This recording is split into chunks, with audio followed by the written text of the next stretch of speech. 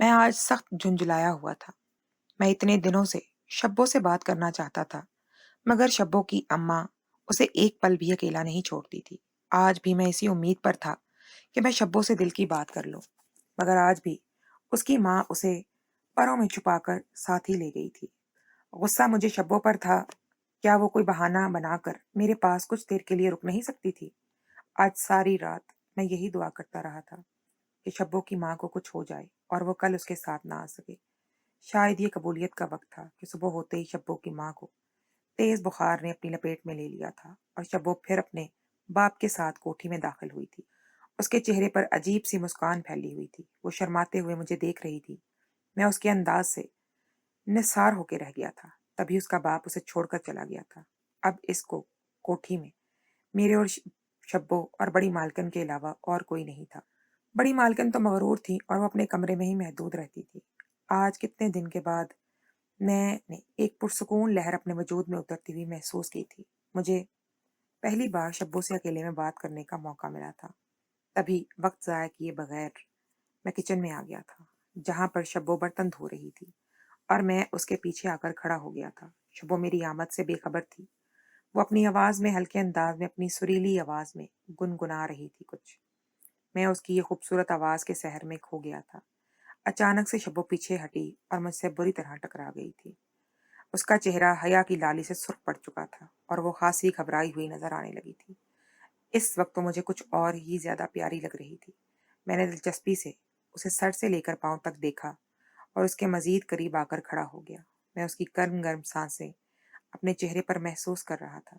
मैंने मेकानगी अंदाज में शब्बो का हाथ थामा था और फिर उसके हाथ की पुश्त पर अपनी मोहब्बत की मोहर जब्त कर दी थी। शब्बो का चेहरा हया की लाली से सुर्ख पड़ गया था। फिर मैं उसे लेकर एक कमरे में आ गया था। बेगम साहिबा तो अपने कमरे में आराम कर रही थी। उनकी मुलाजमा किसी काम से घर से बाहर गई हुई थी। ऐसे में हम दोनों के पास मौका था। मैं उसे सामने बिठाकर कितनी देर तक उसके चेहरे की तरफ देखता रहा था। मेरी नजरें उसके चेहरे का तवाफ करते हुए नहीं थक रही थी और फिर नजरों की गुस्ताखी बढ़ने के साथ साथ मेरे जज्बात भी बदलने लगे थे। रफ्ता रफ्ता हम दोनों के दरमियान से अजनबियत की तमाम दीवारें गिरती चली गई थी। और जब ये जज्बात का तूफान थमा तो शब्बो हक तक रह गई। उसे समझ नहीं आ रहा था कि वो क्या करे। जज्बात की रूह में वो भी बह गई थी और अब जब हमारे होश संभले तो मुझे अपनी संगीन गलती का एहसास हुआ। अब मैं सख्त पशेमा था। अपने किए पर पछता रहा था। शब्बो अब बुरी तरह से रोने लगी थी। मैं उसे यूं रोते हुए देखकर अपनी ही नजरों में चोर बन के रह गया था और उसे तसल्ली देने लगा कि तुम फिक्र मत करो, कुछ नहीं होगा, हम जल्दी शादी कर लेंगे।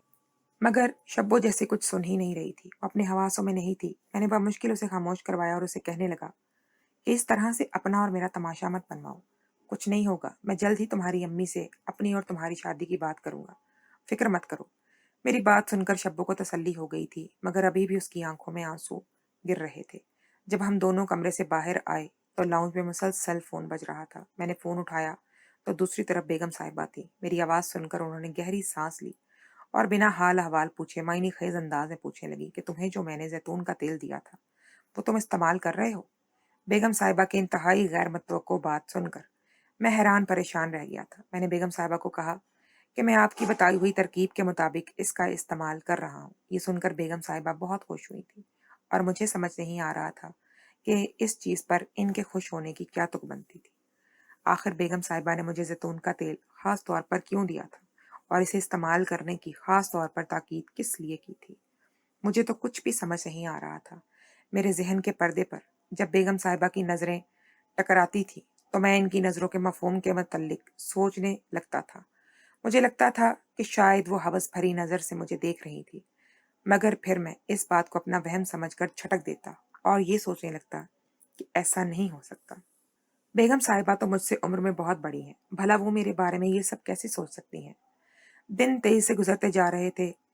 इस दिन के बाद से हम दोनों ने एक दूसरे के करीब नहीं आए थे। यूं भी शब्बो की माँ हर वक्त उसके साथ ही रहती थी।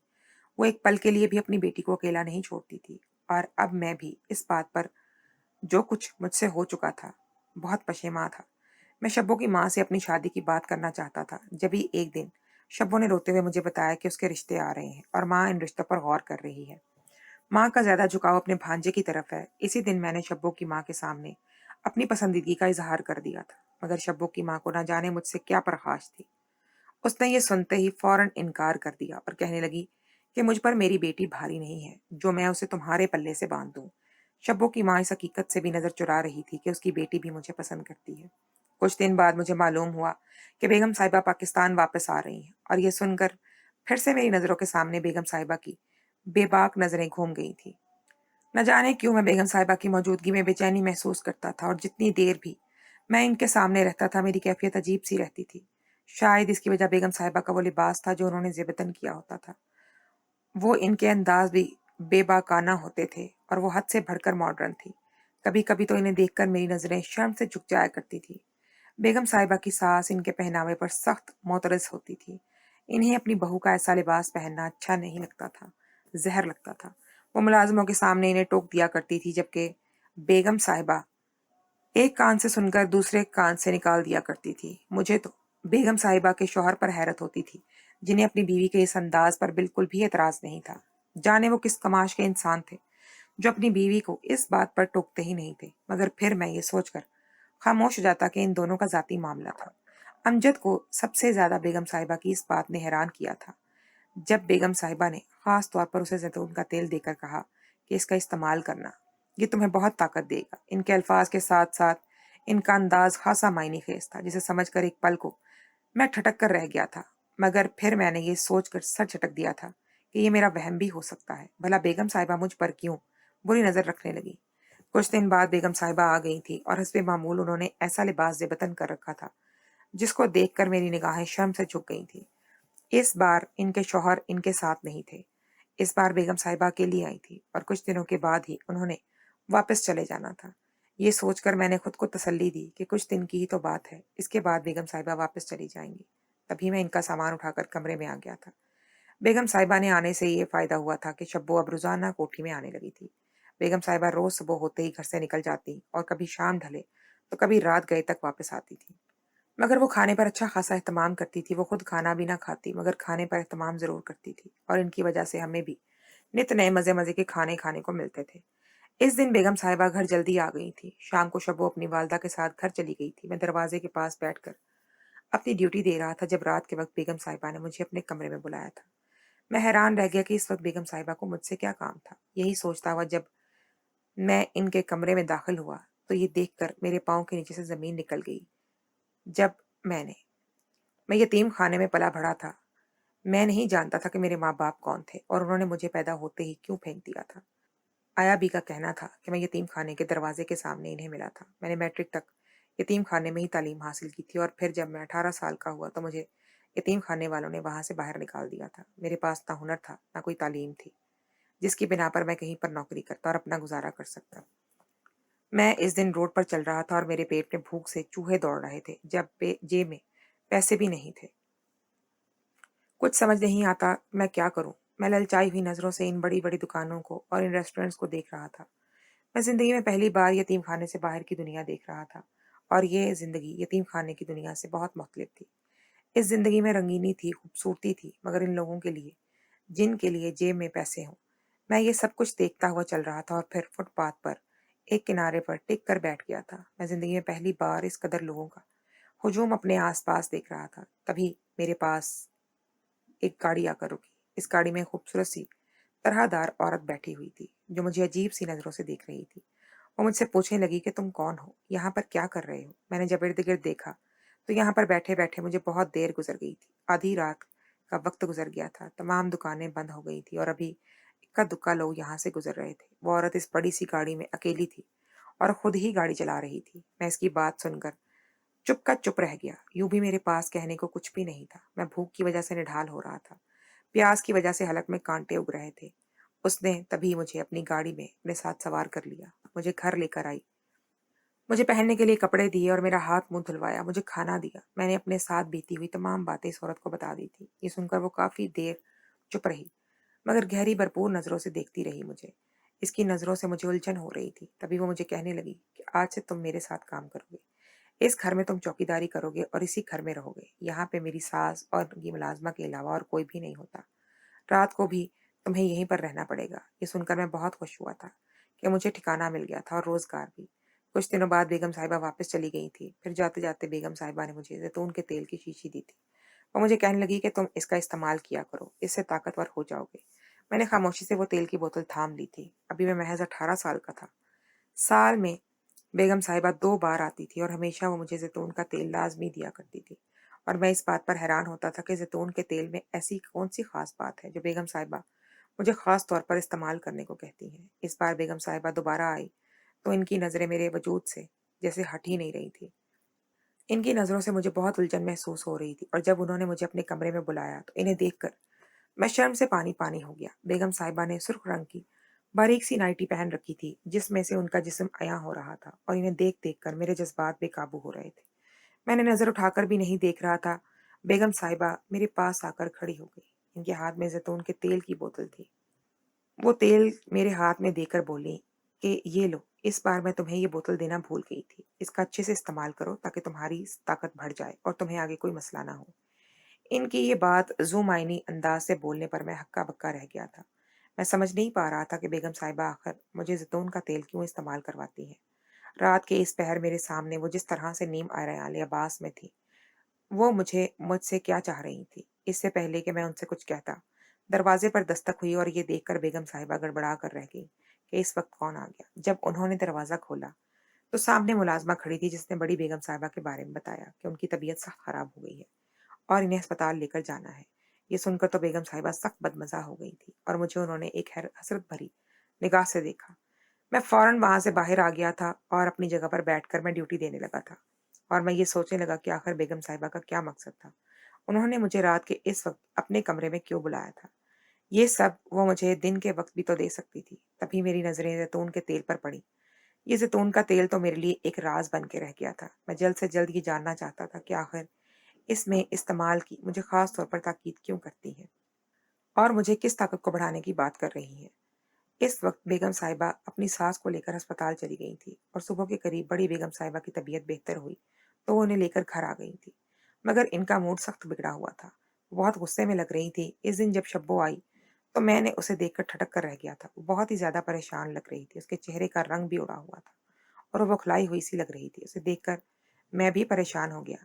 न जाने ऐसी क्या बात थी जिसकी वजह से वो इस कदर परेशान हो गई थी। तभी अपनी माँ से नजर बचाकर शबो ने मेरे हाथ में एक खत दिया। मैं फौरन से वो खत लेकर साइड पे हो गया था और जो जो उस खत को पढ़ता गया मेरे हाथों के गोया तोते उड़ते गए थे।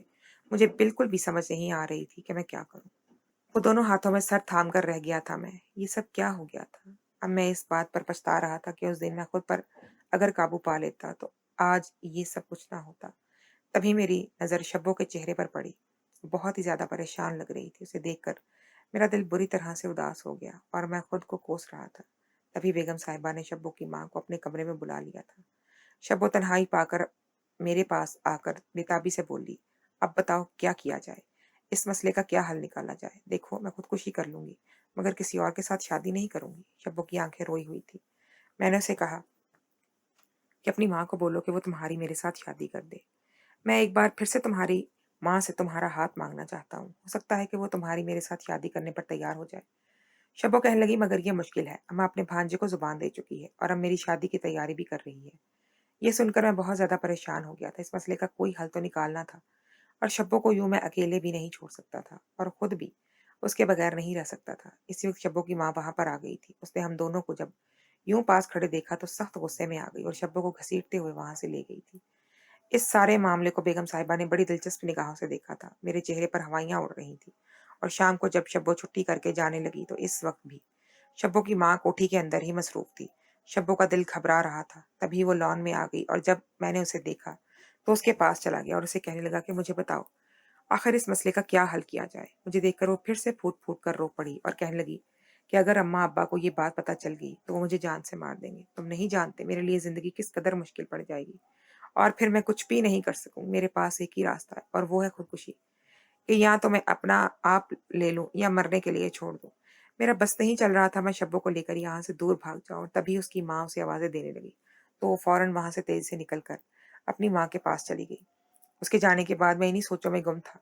रात को मैं लॉन में यहाँ से वहां टहल रहा था जब भी मुझे अपने आसपास एक मशहूर कुन खुशबू महसूस हुई और जब मैंने पीछे पलटकर देखा तो वहां पर बेगम साहिबा खड़ी थी। आधी रात का वक्त था। हर सू चांद की चांदनी बिखरी हुई थी। ऐसे में बेगम साहिबा इस चांदनी रात में चांदनी का हिस्सा ही मालूम हो रही थी। और ऊपर से उन्होंने लिबास भी ऐसा पहन रखा था जो उन्हें अया कर रहा था, जो किसी के जज्बात भी भड़काने के लिए काफी था। मैंने उन्हें देखकर नजरें चुराई। वो वहां से गुजरने लगा। जब उन्होंने बात की तो मुझे ठिठकने पर मजबूर कर दिया। वो मुझे कहने लगी कि तुम्हारा शब्बों के साथ क्या मामला चल रहा है। उनकी बात सुनकर मैं हक्का बक्का रह गया और कह गया कि आपको गलत फहमी हुई है। हम दोनों के दरमियान क्या चलना है। मेरी बात सुनकर वो जोर जोर से हंस पड़ी और कहने लगी कि हम इस उम्र से निकल चुके हैं और इन सब चीजों के बारे में हम बहुत अच्छे से जानते हैं। मैं जानती हूँ कि कोई ऐसी बात है जो तुम दोनों को सबसे छुपा रहे हो और तुम दोनों नहीं चाहते कि वो किसी दूसरे को मालूम हो। उनकी बात सुनकर मेरा हलक तक खुश्क हो गया था और मैं ये सोचकर परेशान हो गया था कि अगर उन्होंने किसी के सामने ऐसी वैसी कोई बात कर दी तो न जाने क्या होगा। तभी वो कहने लगी, कहीं ऐसा तो नहीं कि शब्बो तुम्हारे बच्चे की माँ बनने वाली है। मैं यकटक बेगम साहिबा को देखता रह गया था। ये बात उन्हें कैसे मालूम हुई। जब उनकी नजर मेरे चेहरे पर पड़ी तो वो फिर से जोर जोर से हंसने लगी और कहने लगी कि तुम ये सोच रहे होगे कि ये बात जो किसी को भी मालूम नहीं है मुझे कैसे पता चली। तो चलो मैं तुम्हारी उलझन दूर कर देती हूँ। आज जब तुम शब्बों से बात कर रहे थे तो मैंने तुम दोनों की बातें सुन ली थी और तभी मुझे अंदाजा हो गया था कि तुम किस वजह से परेशान हो। मैं सबसे तुम्हारी मदद कर सकती हूँ, लेकिन इसकी शर्त एक है कि तुम्हें जो करने को बोला जाएगा तुम वो करोगे। उनकी बात सुनकर मैं चौंक गया। आप कहना क्या चाहती हैं बेगम साहिबा? आपने मुझे जवाब देने के बजाय नए सिरे से लेकर पाँव तक देखा था और कहने लगी कि मुझे तुम्हारा वक्त चाहिए। उसकी नजरें देखकर मैं जी जान से काम कर रह गया था। मेरा सर खुद ब खुद ही शर्म से झुक गया था। इस दिन शब्बों के साथ जो कुछ भी हुआ था वो गैर इरादी तौर पर हुआ था, मगर अब बेगम साहिबा के साथ जानते बूझते ये सब करने के बारे में मैं सोच भी नहीं सकता था। यूँ भी वो मुझसे उम्र में बहुत बड़ी थी और मैं ऐसा सोच भी कैसे सकता था। मुझे चुप देखकर बेगम साहिबा कहने लगी कि तुम क्या चाहते हो? क्या तुम्हारी ये बात सब लोगों को मालूम हो जाए? मैंने नफी में सर हिलाया तो वो कहने लगी कि जैसा जैसा मैं कहती जाऊं तुम वैसा वैसा करते जाओ। और फिर मैं मरे मरे कदमों से इनके साथ कमरे में दाखिल हो गया था और तब इनकी फरमाइश पर वो सब करता गया जो वो चाहती थी। पूरी रात यूं ही गुजर गई। सुबह जब मैं अपने कमरे में आया तो मैं बहुत ही ज्यादा निढाल था और सख्त परेशान था कि अब क्या होगा। एक तरफ शब्बों की परेशानी थी तो दूसरी तरफ बेगम साहिबा की धमकी मुझे मजीद खौफजदा कर रही थी।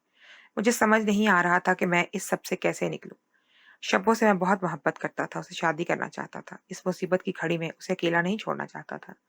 मगर न जाने उसके माँ बाप को मुझसे क्या परखाश थी। मैं इन्हीं सोचों में गुम था जब शब्बों की माँ घर में दाखिल हुई और दंदनाते हुए मेरे सर पर पहुंच गई। वो मुझे गालियां कोसने बद्दुआएं दे रही थी और उसके शोर की आवाज सुनकर बेगम साहिबा भी वहां पर आ गई और जब उन्हें ये सब पता चला तो वो चुप की चुप रह गई। यूं भी वो सब कुछ पहले से ही जानती थी। वो तभी शब्बों की माँ को अपने साथ कमरे में ले गई और मैं नहीं जानता था कि इन दोनों में क्या बात हुई। इसके बाद शब्बों की माँ ने मुझसे किसी किस्म की कोई बात नहीं की थी और अब वो शब्बों को भी यहाँ पर नहीं लाती थी। रोजाना बेगम साहिबा मुझे अपने कमरे में बुलवा लेती और मैं ना चाहते हुए भी मजबूर हो जाता। बेगम साहिबा ने मुझसे वादा किया था कि वो मेरी शब्बों से शादी करवा देंगी और फिर इस वजह से मैं इनकी हर बात मानता गया था। तभी बेगम साहिबा ने मुझे कहा कि अब तुम्हें मालूम हो गया होगा कि मैं तुम्हें जैतून का तेल क्यों इस्तेमाल करवाती थी। उनकी बात सुनकर मैं चौंक गया था। तभी वो जोर जोर से हंस पड़ी और कहने लगी कि क्योंकि इससे बहुत बड़ी ताकत बढ़ती है और अब तुम्हें अंदाजा हो गया है कि तुम्हारी ताकत आम लोगों से कुछ ज्यादा है। वो रोजाना ही मुझे कमरे में जाने के बाद जैतून का तेल इस्तेमाल करवाया करती थी। शायद बेगम साहिबा की मुझ पर शुरू से ही नजर थी। जब भी उन्होंने काफी पहले ही मुझे ये जैतून का तेल इस्तेमाल करवाना शुरू कर दिया था और अब बेगम साहिबा के वापस जाने में चंद ही दिन बाकी थे। अब मैं सोच रहा था कि अब मैं यहाँ पर नौकरी नहीं कर सकता। मैं कहीं और काम ढूंढ लूंगा, यहाँ से चला जाऊंगा। तब तक बेगम साहिबा की उंगलियों पर नाच सकता था। मुझे शब्बों की परेशानी थी। इसको मैं अकेला छोड़कर कैसे जा सकता था। अगर मैं बाकी लड़कों जैसा होता तो मैं इसको कभी परवाह ना करता और इसे छोड़कर हमेशा के लिए कहीं दूर चला जाता। मगर मैं ये कमजोरी वाला काम नहीं कर सकता था। और इस दिन मेरी हैरत की इंतहा नहीं रही थी जब शब्बों की माँ ने खुद मुझसे कहा कि मैं शब्बों के साथ सादगी से निकाह कर लूं।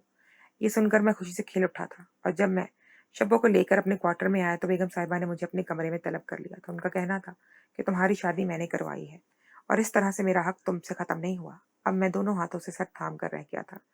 बेगम साहिबा की शिद्दतों का सामना करना मेरे बस में नहीं था। मैंने इसी परेशानी में था जब ये अचानक से बेगम साहिबा के शौहर घर में आ गए। उन्होंने बेगम साहिबा को सरप्राइज दिया था और बिना बताए वो यहाँ पर आ गए थे। इन्हें देखकर बेगम साहिबा तो हैरान परेशान रह गई थी, मगर मैं ये देखकर बहुत खुश हुआ था कि अब साहब जी की मौजूदगी में बेगम साहिबा मुझे इस सब के लिए मजबूर नहीं कर सकती थी। और फिर मैंने एक और जगह पर काम ढूंढना शुरू कर दिया था और शब्बों को भी मैंने अपने फैसले से आगाह कर दिया था। और फिर مجھے ایک فیکٹری میں سیکورٹی گارڈ کی ملازمت مل گئی تھی اور وہاں پر رہائش کا بندوبست بھی تھا۔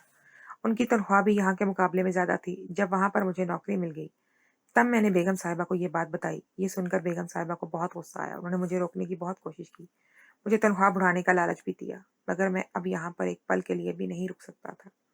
وہاں سے دور آ کر میں نے اور شبو نے اپنی الگ دنیا بسا لی تھی۔ میں اسے پا کر بہت خوش تھا، اور پھر کچھ ٹائم کے بعد اللہ پاک نے ہمیں ایک بیٹے کی نعمت سے بھی نواز دیا تھا۔